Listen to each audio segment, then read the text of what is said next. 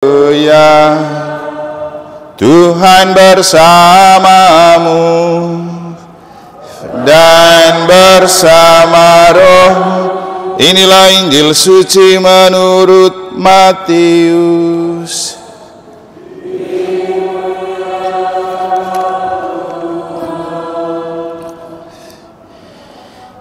Pada waktu itu Yesus masuk ke kota Kapernaum. Maka datanglah seorang perwira mendapatkan dia dan mohon kepadanya, "Tuan, hambaku terbaring di rumah karena sakit lumpuh dan ia sangat menderita."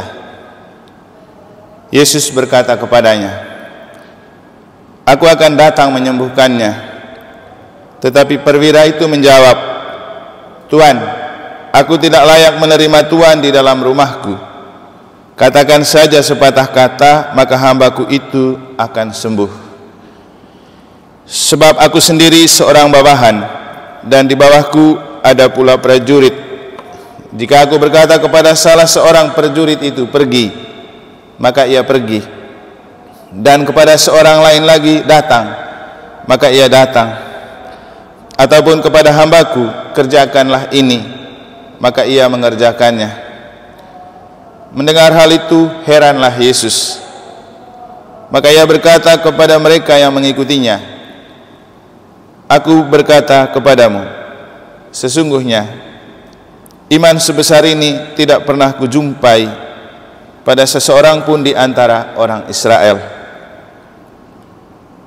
Aku berkata kepadamu, banyak orang akan datang dari timur dan barat dan duduk makan bersama dengan Abraham, Ishak dan Yakub di dalam kerajaan surga."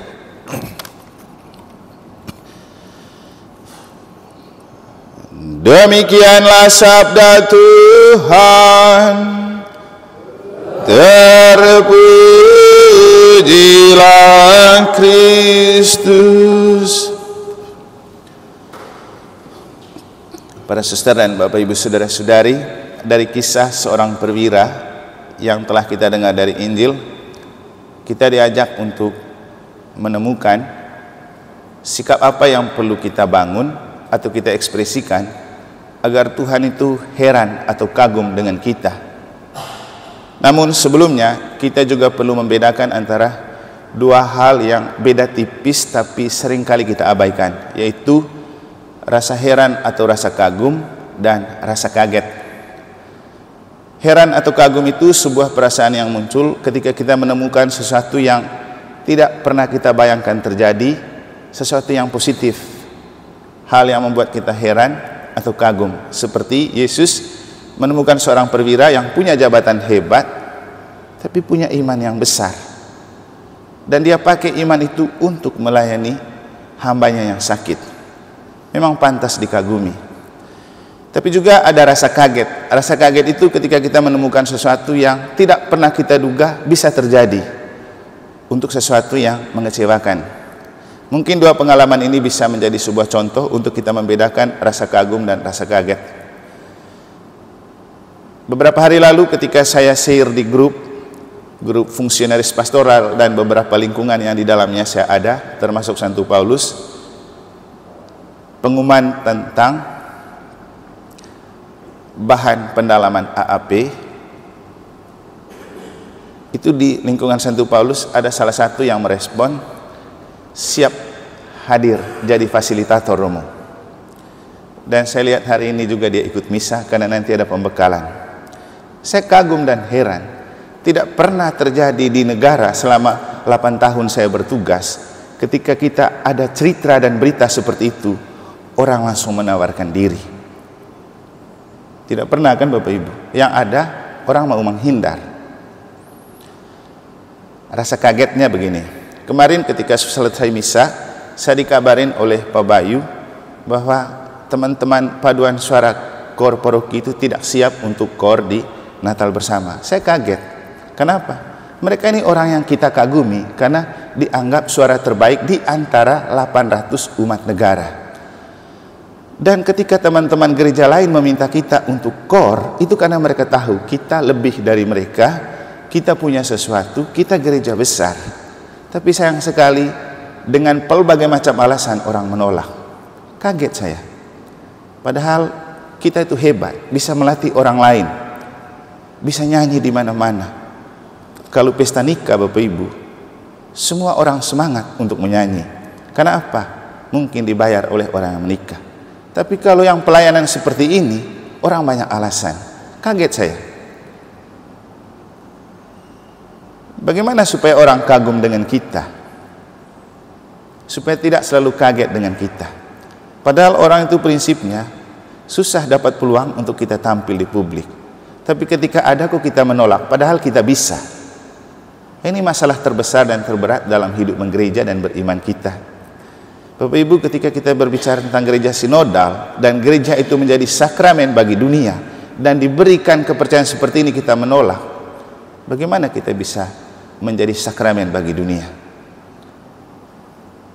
Sehingga bayangan saya kalau seperti ini terus model iman dan hidup menggereja di negara, kita itu biar ada di kota kabupaten, tapi kita tidak ada hebatnya, tidak ada loyalitas untuk melayani, tidak ada kerendahan hati, tidak ada kesiapan untuk memberi diri bagi orang. Nah, inilah yang perlu kita pelajari dari seorang perwira. Dia orang hebat, punya jabatan hebat, tapi dia punya perhatian kepada hambanya yang sakit. Kita juga tidak tahu itu hambanya punya hubungan apa dengan dia, tapi itu kan bawahan. Tapi ketika dia mau mencari Yesus untuk melayani dia yang menjadi hambanya, itu sesuatu yang mengagumkan. Makanya Yesus kagum juga dengan dia. Tidak pernah saya temukan orang seperti ini di Israel. Punya jabatan tinggi tapi rendah hati, punya iman, mau melayani orang. Sama dengan tidak pernah saya jumpai di negara seorang umat yang ketika diberikan bahan untuk pendalaman APP, dia langsung mengatakan, Romo siap jadi fasilitator. Dan itu Bapak Ibu, bukan orang negara, orang yang baru bertugas di negara. Terus kita yang sudah lama di sini, hanya terus ngaku diri saya paling hebat di sini, tidak ada. Kalau kita tidak siap melayani, atau kita terlalu banyak perhitungan, tidak akan pernah orang akan kagum dengan kita. Yang ada orang selalu kaget dengan kita. Kok bisa ya? Mereka suara bagus tapi menolak. Katanya di mana-mana mereka latih orang, tapi giliran kita dipercayakan banyak sekali cari alasan. Bapak Ibu, prinsip hidup yang paling hebat, kalau mau jadi orang hebat, jangan menyia-nyiakan kesempatan.